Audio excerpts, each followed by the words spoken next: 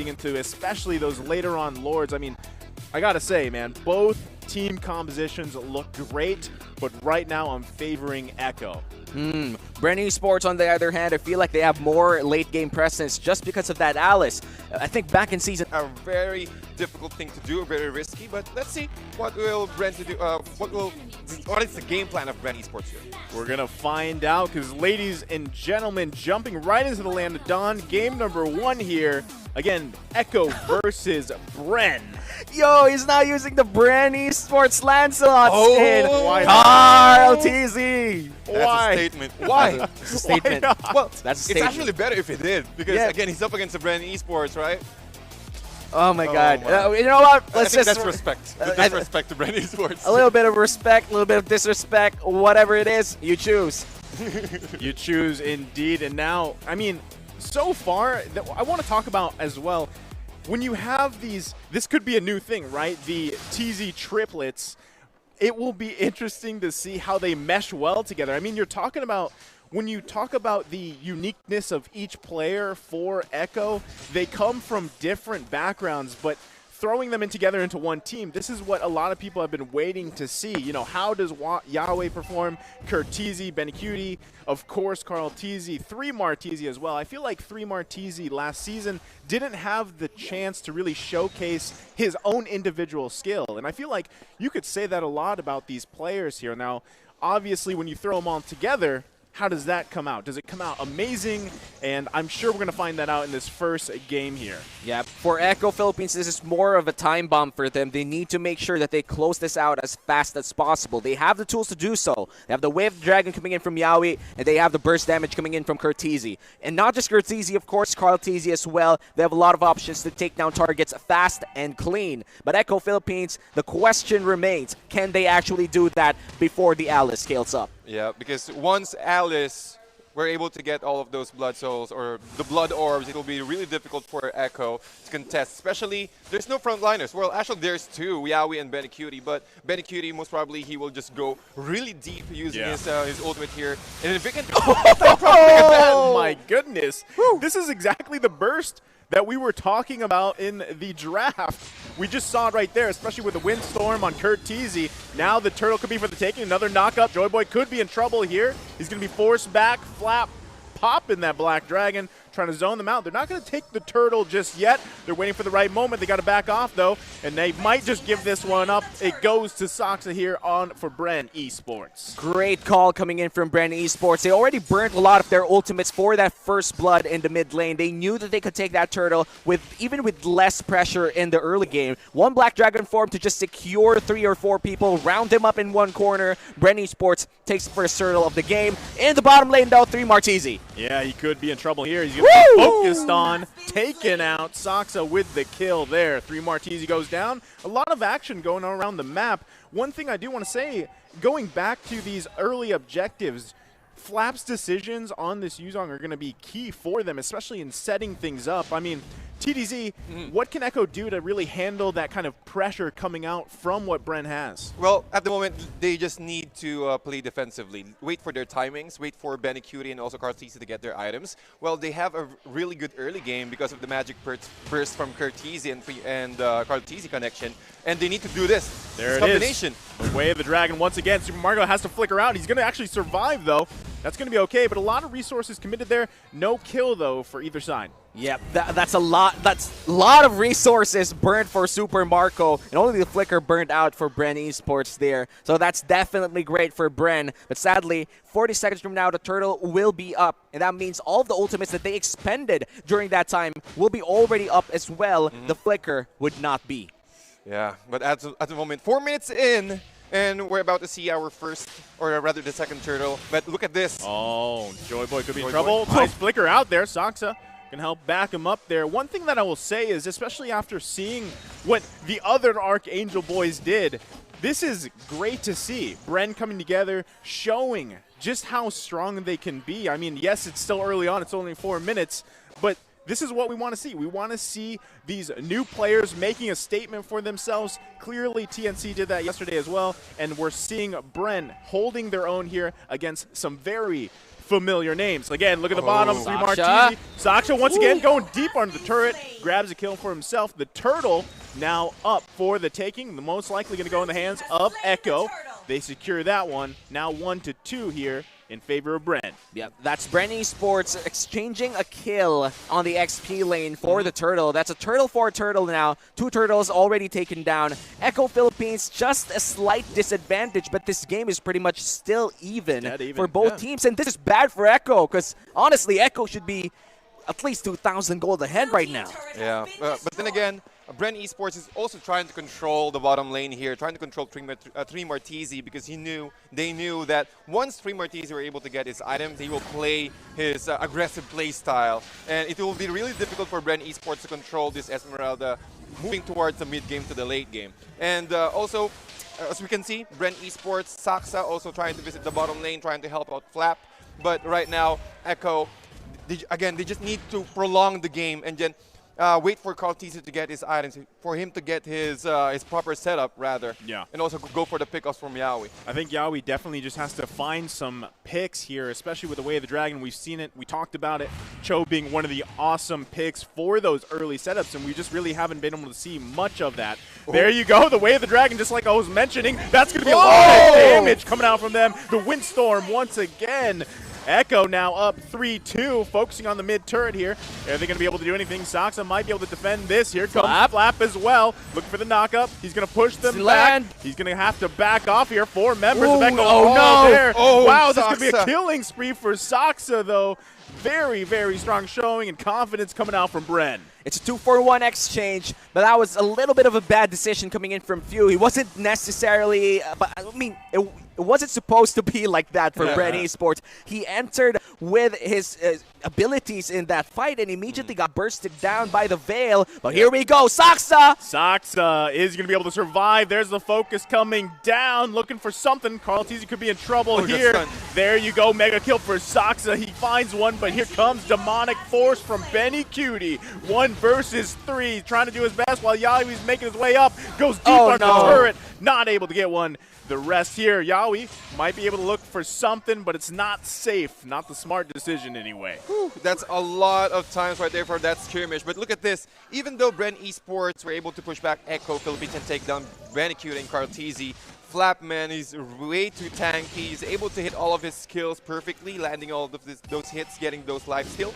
Yep. But another turtle takedown here. Turtle dance going on. Way of the Dragon coming out. Oh, they got Paquito. Saksha goes down here. Nice shutdown. The killing spree going over to Curtizi. Turtle still up as well. They're pushing 3 Mar back. 3 Mar. Going to be taking a lot of damage. There's the flicker coming out. The Blood Ode as well. Gets the knock-up. The interruption. That's going to be the receiving end here. Super Marco. Demonic Force. Super Marco is in trouble. He's going to be able to survive just a little bit longer. No, sir. Here comes Benny Cutie. That was an amazing fight. It was dragged out, but still, Turtle for the taking for Echo. Echo finally cashing in their early to mid-game lineup. Still, this is a very close game with just 800 gold for Echo, now going up to at least 1,000. Echo Philippines, they need to put in more pressure than they've ever done in this game so far. They have the tools to do so, nice and just like that, Yawi making sure that he's safe. This is, I mean, it's crazy, like, how much action has happened. It is only 6-5. Yeah. And at the same time, the gold, really, there's not much of a disparity here in gold. 2 turtles and a couple turrets difference for both teams. But overall, I'd say it's pretty well matched across the board. The thing is, Echo needs to find those objectives to open up the map for them. Yawi trying to do so just there. Way of the Dragon, but no connection here. No follow-up. Surprisingly there, no one was there to back him up on that one. That was a big miscommunication error coming in from Echo Philippines. Yawi was several meters apart from his entire squad, and that was uncalled for. And now 3 Martisi might just pay the price here. Bren focusing him down. Wow, that's going to be a lot of damage, though. Does get a kill for Curtizi. Again, he is 4-0-3. He's providing the burst, providing the CC, and Benny Cutie might get a solo kill here as well. Flap's going to be in trouble. Goes down. A lot of back and forth here, boys. Yep, 2-for-2 exchange here for both teams. But then again, with that fight, Bren Esports slowly trying to catch up against Echo Philippines. But they're able to take down Carl Tizzy. Carl Tizzy needs to play carefully here. He's currently at 1-2-3 right now, and 3 Martizzi at 1-3-4. Every time that Bren Esports are winning those fights, Echo Philippines are really having a really difficult time prolonging the game now. And looking at the items, Benecutie, COD plus the Ice Queen 1, that's the reason why it's really difficult for them to run away from Benecutie once he uses his Demonic Force. And also look at Curtizzi's items here. Clock of Destiny into Genius 1. A lot of magic penetration for this young guy here. 3 Martizzi. Yeah, nice pull in there, Joy Boy, but aren't they going to be able to follow up on that? Not looking too good. Carl Tizzy just here to back him up, but here comes the rest of the Echo squad as well. It could turn into a fight at the bottom unless they just decide to back off. And as you were mentioning, TDZ, you know, the thing is, so far, Echo, they just really need to find that moment for them. They have the burst potential. There's a lot of magic damage as well on Bren, but they can't find that communication to work in their favor for Echo. I mean, we've seen it just a few minutes ago with Yawi. So if they can fix that, we'll actually see a more in favor, I feel like, for Echo here, especially with this Lord being up. Yep, definitely, because this draft from Echo is more of a, you can pull this one off successfully, or you can achieve the success with this if you can perform it, or if you can align it properly. Yep, here they come. That's going to be a lot of damage coming out. Lord's still going to be up. Who's going to be able to secure this one? Saksa secures that Lord. Here comes a Demonic Force from Benecutie, pushes him out. The Way of the Dragon coming out as well. Yawi trying to get a kill. It goes over to Curtizzi once again, 5-0-3, but Lord goes to Bren. That is a level 1 Lord going to the hands of Bren Esports, and 2 people dying for that as well. They wouldn't be able to use this unless Super Marco! He's gonna go down with a whole combo of that Veil, and they lost more than they've won there. Yes, they got the Lord, but they lost 3 people, a turret already. They can't use that Lord anymore because it's going to be immediately get cashed out by Echo Philippines here in the bottom lane, and they might even get the tower right after this one. Yeah, for sure. And look at Curtizzi right now, 6-0-3, this young man right here, making sure that he's always at the right position, getting that lightning truncheon on top of the Clock of Destiny. For sure, he does have that 12 stacks right now. So Bren Esports always need to keep an eye on their positioning here, especially Few and his Kagura, because Bren Esports Kagura, or rather Few, is the only person or is the only hero here who can directly dish out damage at the back lines using the same umbrella, and also Flap and Super Marco though. But with that instant burst from Kagura, there it is. That should be enough. And look at this player damage, man. 39,000, almost whopping 40k here for Curtizzi. I mean, we kind of expected it, right? When we saw the Veil locked in, we knew that there was going to be a whole lot of big dam coming out, and that's exactly what's happening. Now, I do want to say that with Alice, the history of Alice as a hero, even when they're down like this, Alice still has the potential inner kit to really win even a late game when things are all with the backs against the wall. It can happen with an Alice. So we'll have to see if they're able to utilize that. Look at the player gold as well. You know, Saksa, he's pretty much hand-in-hand with Carl Tizzy here. He's playing really well for his debut game in the MPL Philippines Season 9. And up against Carl Tizzy, the jungler that he replaced. Wait a minute, Yawi looking for Joy Boy. Burns out the flicker. They're going all in. They get the flicker in. Here comes everybody else. He's going to push them back. Demonic Force so strong. Few has to flicker out as well. He goes deep in. He's not going to go into the base just yet. Flap there as well, but they lose Joy Boy. That is a massive pickoff coming in from Echo Philippines. Not only will they be able to establish control down here in the mid lane and potentially in the bottom lane as well, but that inevitably creates space for them if they ever want to take that floor. But this might just be a big error here for Echo Philippines. But no, it goes up. Bren Esports. Flicker away, the dragon goes in, but not able to connect. But that's going to be a godlike Curtizzi. They grab the turret as well. Another member of Bren falls. Look at the damage of Curtizzi there. With just one ultimate, with just one windstorm. If you get caught inside, it's really difficult to run away if you don't have any of your mobility skills available or the flicker available. So that's a big challenge for Bren Esports now. And yeah, man, 3 Martizzi, just like we mentioned earlier from the early game, you need to control 3 Martizzi as early as possible. Yeah. Even though, he does have the support emblem, but once 3 Martizzi went inside the box of Bren Esports, they will collapse. Joy Boy will be forced to go inside and protect the rest of the backline from Bren. Yep. Now the Lord for the taking here. Going to be pushed back once again by Benecutie. They're going to go ahead and just reset it. He's pushing everybody back alone. Benny Cutie once again. The Lord is taken. Killing spree. Benny Cutie. Full Flap force on the back top line. of Bren. Pushing him back. Flap trying to do his best. Might not be enough, though. They secure that Luminous Lord. Domination coming in from Echo Philippines here. They zoned out 4 people with 1. Benny Cutie right in front of 4 people for Bren Esports. Flap TZ was Flap. Oh my god. Flap was already late to the party, mainly because of dying before that fight. And that Lord was already free for Echo Philippines. The only person that could actually zone out more than 3 people for Bren Esports will be Flap. And if Flap is gone, there's no zoning potential from Bren Esports. And Echo Philippines, in that entire sequence of plays, were able to secure a Lord freely, and they executed cleanly. Yep, and here comes the charge from the Lord, knocking on the base of Bren here for game number 1.